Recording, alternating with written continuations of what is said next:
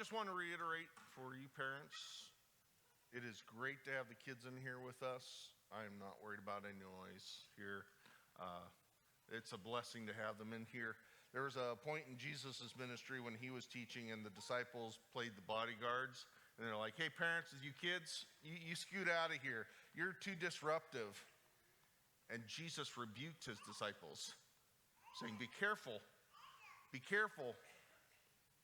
because this is the very heart of it. Do not forbid the children to come, but let them come. In fact, you need to be like a child if you ever want to be in the kingdom of God. So they are welcome. Don't worry about the noise here. All right, so we are wrapping up our series here on the names of God, and this was meant to be outside so that we could see the beautiful Coldstream Dam, be out in the grass, and we're going to be looking at the Lord is my shepherd.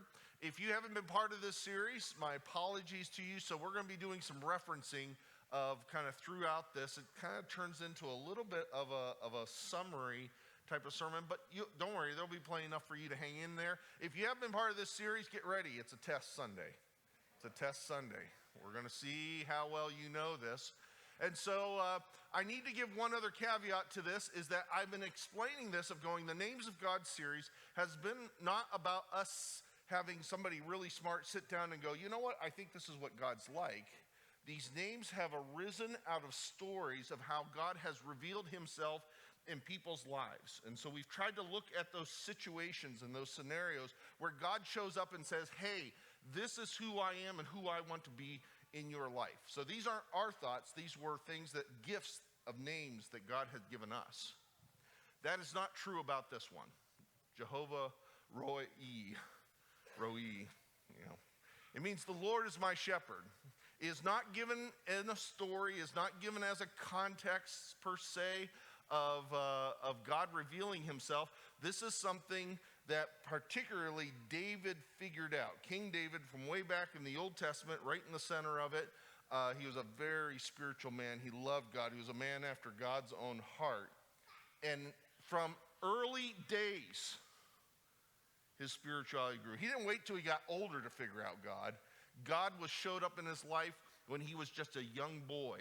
And those seeds, those kernels, were crucial for him to develop a spirituality. So parents, I remind you of our series earlier this year. You have a sacred duty to be helping to plant those seeds in your children's life. From an early age, kids can know God and grow with him. And that was true of David. And so he was a shepherd boy, and through his experiences and his kind of meditation with God, he wrote Psalms 23, one of the greatest chapters of all the Bible. And it starts out, the Lord is my shepherd. And it is his meditation on going, this is who God is in my life. And so you're probably familiar with Psalms 23. It's a often used a chapter, in funerals and other situations when times are tough. And it is so well used because it's such a deep well. It's got such powerful meaning and concepts in it. And someone could kind of come along and go, oh yeah, Psalms 23, this was probably written by a girly man. He was probably locked up in his house and he just thinks about things with God. Not so. This is David. He wasn't my height. He wasn't my stature. He was a short guy. But he was an incredible warrior. In fact, there was a point in his life where he would go out and fight with the king, and they'd come back and the people would sing songs of going, the king can kill him thousands at a time. But that David, 10,000s at a time, right? It's exaggerated language, but going, wow, what a warrior. He was a man's man, and yet he penned this chapter to say, this is who God is in my life. Now, we could take today and work through Psalms 23, and that would have been an amazing teaching time, and we could have done that. But I want to do something different. I want to show you something.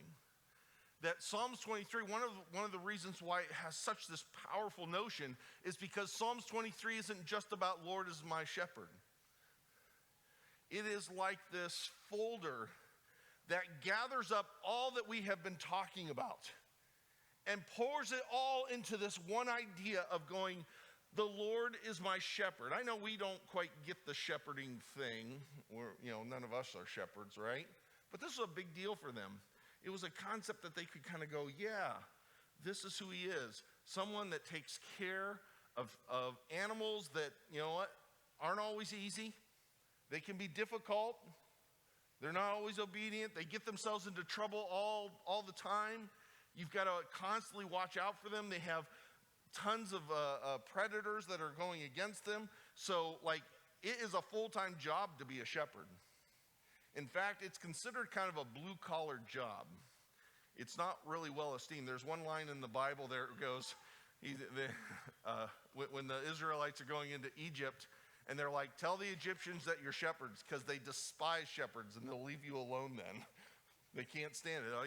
They're like going, you know what, that's a nothing job. It's amazing that God goes, but this is who I am in your life. I know how you get into trouble. I know the dangers you face, and this is who I want to be. And so in this chapter, he pours not just kind of a new concept of shepherd, but he's going to pour all these ideas that we have been talking about, all these names into this. And so I'm going to give you an example, and then I want you, for those that have been following along, see if you can anticipate it, right? So Psalms 23, the Lord is my shepherd. The next line is, I shall not be in want, meaning I will have everything I ever need. Does that sound like one of the names of God that we've talked about? Isn't that Jehovah Jireh?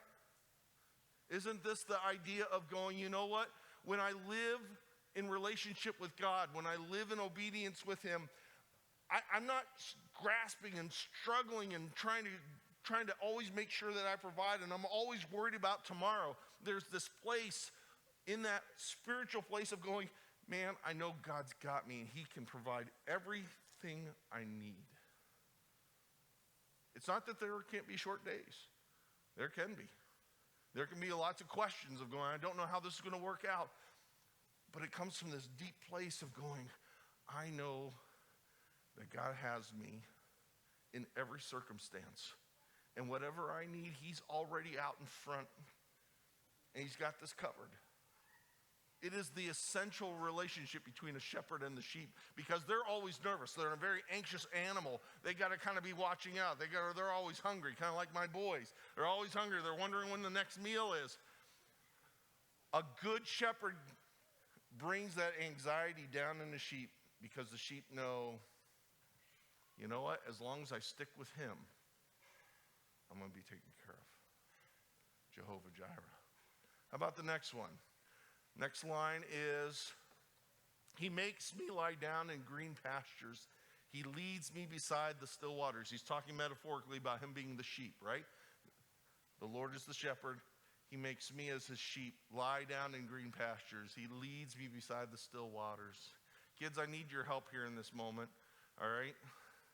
When sheep lie down, they like to make their sound. Do you know what the sound of sheep are?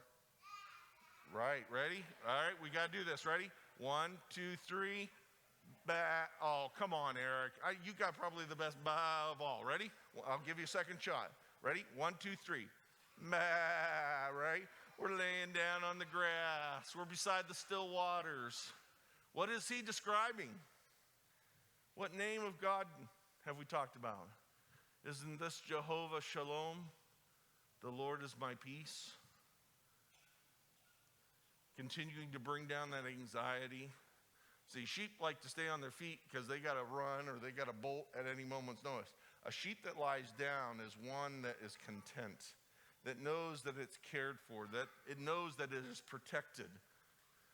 And David is saying, for a man that went through a lot of trials in his life, had people hunting him down literally, for him to be able to write and go, look, even in my most anxious moments, even in the middle of a pandemic, even in the middle of a bad month, my relationship with God makes me just lie down and be still. He brings peace into my life. Not a peace of that I have it, but that he has it. And I can count on him. He is faithful. He's going to deliver in these ways. He is my shalom, my peace in my life.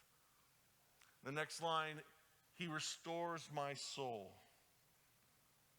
What name of God can you remember? Jehovah Raah, the God who heals. It's the God who shows up in our life and says, you know what, I can fix the broken things. Restoring isn't just about kind of calming the anxiety, but when there are broken things, when there is trauma, when there's I've made mistakes, or somebody else has been stupid and has brought disaster in my life, I know that I can go to my shepherd and he restores not just my body, he restores me all the way down to my soul. He brings healing into my life. He brings down the anxiety and he fixes the broken pieces, the stuff that's hidden deep within, and I can be restored. He guides me in right paths for his name's sake. What name of God is that? Jehovah Sidkenu, I don't have it up here, meaning the Lord is our righteousness. This was a difficult week that we went through, Jeremiah 23, where God went, you know what?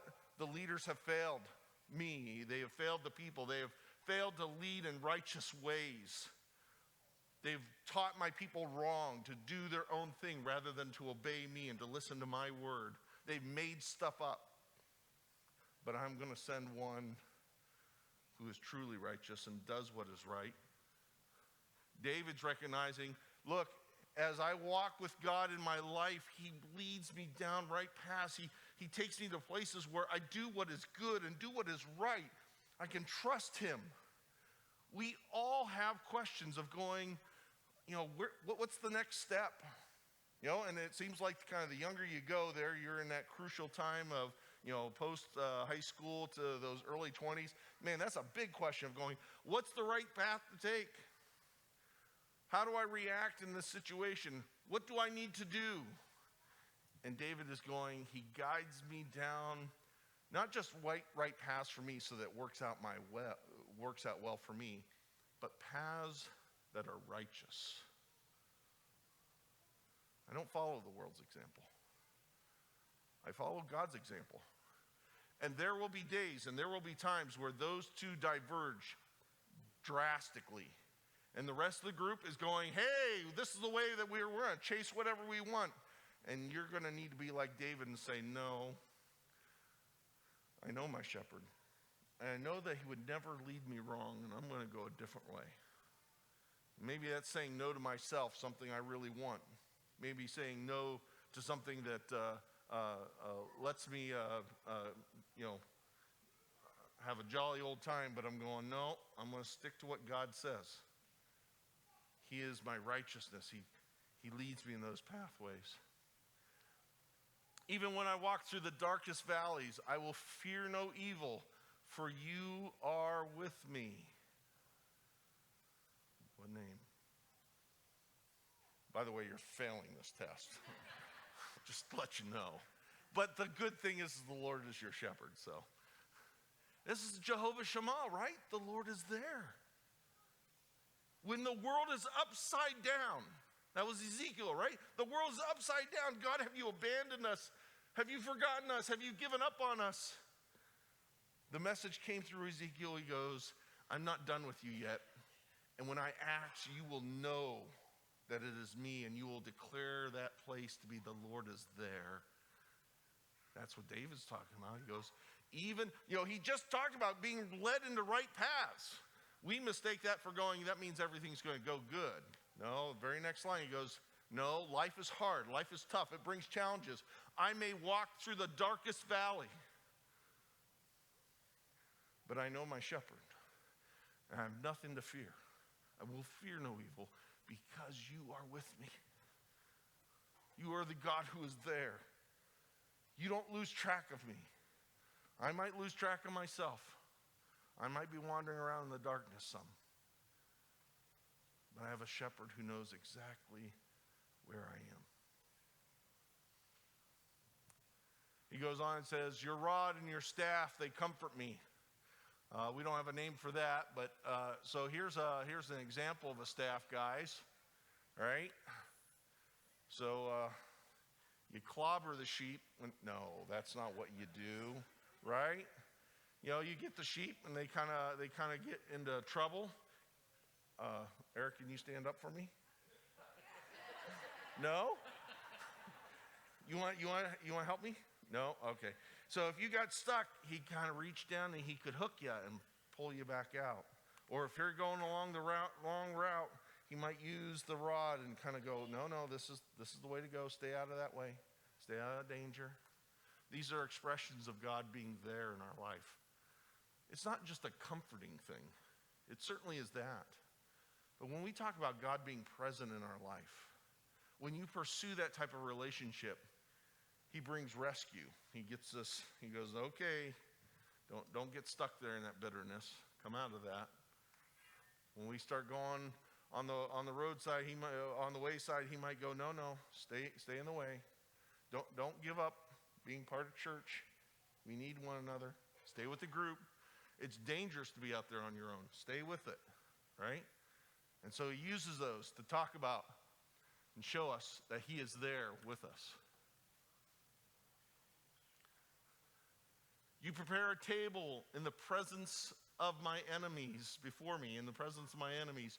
You anoint my head with oil, and my cup overflows. What name of God is that? Okay, your job is in serious jeopardy here, Matt. This was your sermon. I expected. This is the Lord Nisi, Jehovah Nisi. The Lord is my banner. He's the one who fights for me, right? That's what David is talking about. He goes, there's a bit of distance here because we're not used to that language of going to prepare a table, to prepare a banquet, like what we're going to have in the presence of my enemies, is that my problems have been defeated and I get to celebrate because God has been on my side and he's fighting for me and I have his blessing in my life. Just like we learned with Jehovah Nisi, that Moses learned as they were going out in the wilderness, they were not in really good shape, that God was going to have their back. David says, yep.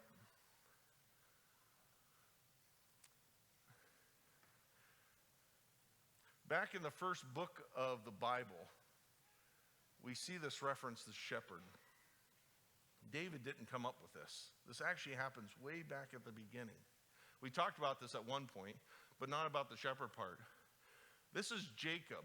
Remember, he had his 12 sons, and his one son Joseph went through all those trials, and ended up, God used him and rescued his whole family out of a drought. And they come down, and at Jacob's last days, he was declaring blessings over his children, his 12 sons.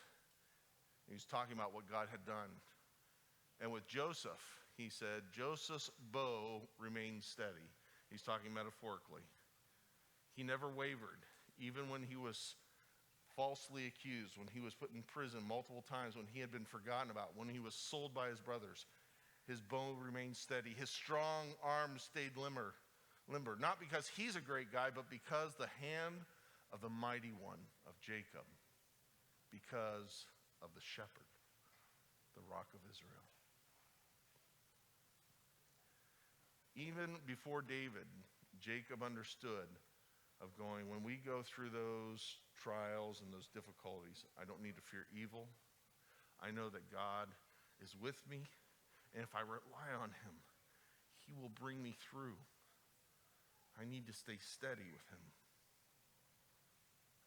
Final lines of Psalms 23 says, surely goodness and mercy will follow me all the days of my life, and I will dwell in the house of the Lord forever. He ends with this big, glorious statement, right? It's not just about particular situations or circumstance. You find David going, he kind of steps back and he's looking at his whole life. He's going, wow. God's been there through all of this. Every day of my life, goodness and mercy has followed me. And I know where I've come from. I know where I'm at, and I know where I'm going. I'll dwell in God's house because he is my shepherd. My life just doesn't make sense on my own. It can't be just up to me.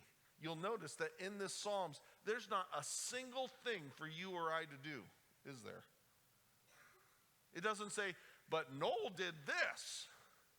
This whole psalm is about who God is and what he does in our life. It certainly has consequences for us. We're called to a place of trust and obedience and following him. But it begins with who God is. Him as our shepherd. I would relate this to our very first name, El Shaddai, the all-sufficient one. It's the one that where he invited Abraham in a dead-end life, going nowhere, and he goes, will you follow me? Will you trust me? I've got a new story for you. I know your wife can't have kids. I'm going to give you children. I know that you don't feel like you really are part of anything special. I've got a new place for you. In fact, I'm going to make you a blessing to the whole world if you'll trust me. It's about this big scope, right? That's what David's doing. He's going, my life cannot make sense without underseeing God active in it. Every day of my life is filled with goodness and mercy. And I know that he's never going to let me go. He's the all-sufficient one. Now this is pretty powerful here of going to see that in this psalm of the Lord is my shepherd, it's not just one additional thing, but in Psalm 23 is really this combination of all these deep ideas, all these names that David is pulling together and saying, here, this is who God is. And we're going to wrap all that together by going, he is my shepherd. He does all of this. I just need to stay close to him. That's what we've been talking about and inviting you to, is to go, I didn't want it with this series to kind of give you, here's more stuff to do. This is how you fix your life, because we can't fix our life. We've got a responsibility to respond to God. But our faith says it starts with who God is. And this is what he's been offering us.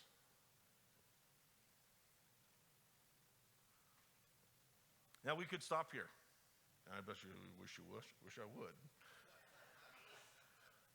But let's take one more step.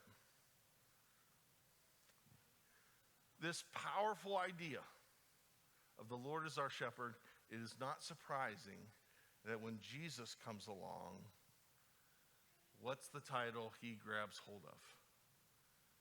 He declares over himself, he says, I am the good shepherd. He wasn't making this up, folks. He was looking back and he saw all that God was and all that God was doing and how he had revealed himself. He's God here and he goes, that's what I am. I'm here among you. All the character of God is now present here with us. And we see him not just being a shepherd, but really embracing all these names in his own ministry. We've kind of hinted at it, right? So God is with us. He is the God who is there at his birth. He is the God who fights for us. He is casting out demons. He's breaking chains. He's setting prisoners free. He's getting rid of these things that people can't deal with. He's the one that breaks it down. He is the one who brings healing into people's life. He is Jehovah Raah. He is Jehovah Shalom. Come to me, all who are weary and burdened, and I will give you rest. He is Jehovah Sidkenu, the righteous leader. This is a picture from a powerful story in John 8, when the religious leaders brought a woman caught in adultery. And all they were interested in was condemning her and tricking Jesus. They didn't care about what God thought. Jesus challenges them and says, all right, fine. Yep, she's guilty. But the first of you who is without sin, you get to throw the first stone. It says, from the oldest to the youngest, they dropped their rocks and they walked away. Jesus is the only righteous one in this picture. He could throw the stone. And he goes, woman, where are your accusers? She goes, there are none here. And the righteous one says, neither do I condemn you. I want a different story for you. God will hold us to account. Don't make a mistake on that. But judgment is not the heart of God. The heart of God, his righteousness is to say, I want to make you right. I want to make you whole. I want to be the shepherd of your life. I want to lead you into right paths. He is the Jehovah Raah. We covered the story of Isaac who carried the wood up to be sacrificed.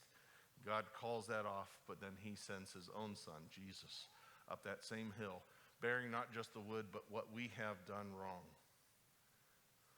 And he has provided for us a way home. We've all messed it up, folks. These people didn't get to be members because they were good enough. They got to be members because they understood that they aren't. And they went, I need what Jesus offers. And he becomes the sacrifice, the provider. And that brings us full circle. He says, I am the good shepherd. This is a picture that we had down at the old church. That's all we had down at the old church. And I heard it from people who were like, oh, we should put a cross up there, because that's what real Christian churches do, right? We should have a cross up front. We should take that down. In this new building, we've got a cross. I love it. You know, this is a beautiful, beautiful display. I want you to understand something. These two things are not different. In fact, they're the same thing. Because what Jesus says, he goes, I am the good shepherd. And I lay down my life for the sheep. That's what makes me good. Jesus took the cross and being the shepherd and said, they are one and the same. If you trust me, I will rescue you. I will provide for you everything that you ever need, not only in life, but spiritually, down to your soul. I'll restore you. I'll get rid of that anxiety and bring peace into your life. You will know that I'm in you and with you. You don't walk this alone. I am the good shepherd. I leave the 99 and I seek the one out. I go and find where you are missing, because everyone that is not here, I want home. And so Jesus grabs this and goes, I'm all that we have been talking about. All of this character of God has been poured into Jesus. And he stands here and he says, I am the good shepherd. And I want to invite you to let me be your shepherd. And that's the offer I want to give you today. It's one thing to kind of believe in God, to be religious. Okay, that's fine. But there's a big gap between just believing there's a God and saying, the Lord is my shepherd. He's got me. I have everything that I need. He's with me every step of the way. All I've got to do is stick close by his side. Jesus has paid the way, and he invites you right now to let him be the shepherd of your life. If you haven't taken that step, let's do that here right now. If you're ready, you've never done it before, all you have to do is ask. Say, will you be the shepherd of my life? Pray with me if you're ready to take that step. Jesus, I need you. I don't want to be alone anymore. I ask that you would be the shepherd of my soul, that you would watch over me, that you would forgive me, that you would help me to stay near you and to follow you the rest of my life. Make me part of your family. Amen. And the shepherd says, yes. You have every one of my promises. You have all of my character now for you.